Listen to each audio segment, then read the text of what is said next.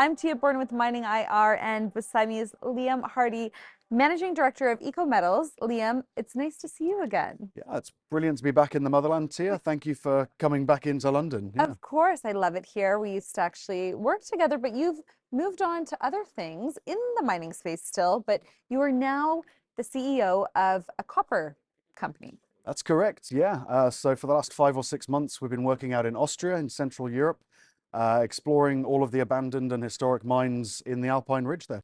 And what is Austria like as a mining jurisdiction? Really positive and interesting. So the mining history dates back to the 1600s. The most recent mining law was 1672. So there's a lot of giant mines there, the world's second biggest tungsten mine, the world's biggest iron carbonate siderite mine, all in Austria, and all operated very safely and very, very modern. And tell me a little bit more about the company and how you differentiate from other companies in junior mining. Yeah, so I suppose the best thing to say now, while the markets are crashing and dangerous, is we're private. So we haven't really been affected by any of the market problems. We're privately funded by our own team, our own management, by a fund out of the USA and by a fund in Austria. So we've been able to continue work without any real struggles this summer. That's exciting. And what are some of the, I mean, you said you don't have many struggles, but what are some of the risks and challenges that have come up? And I mean, the company is only 5 months old. And what are you doing to mitigate those risks? Yeah, so I think with any European projects, the biggest challenge is always working with our community. People are worried about new things, they're worried about changes, and they assume that we're building a giant open pit mine and we're going to destroy their entire rural industry. So it's really a case of educating people and explaining that everything we do is underground.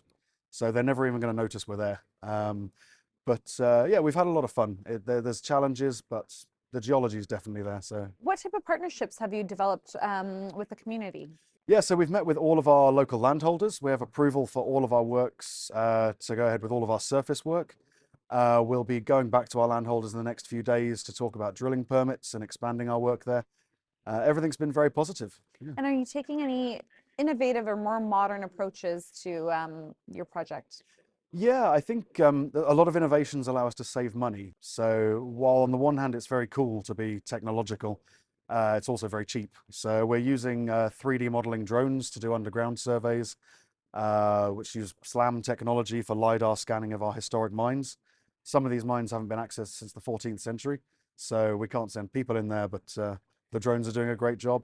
And we'll be doing a lot of cool geophysics as well.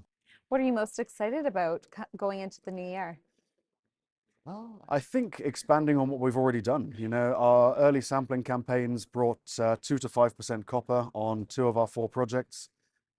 We've still got open ground in the Panzendorf project in Rohrbühl, and we're really looking forward to seeing the scale of those projects. We've sampled at the surface, but the geophysics on the regional scale will show us if this is worth developing further. Liam, what are you doing to stay in communication with your shareholders and your investors? Well, because we're private, we're very lucky. We have 21 investors. So I actually have a WhatsApp group. It's a very simple situation compared to most companies. Very exciting. Liam, it was always a pleasure to chat with you. So excited for what you have to come in this coming year, and I wish you all the best.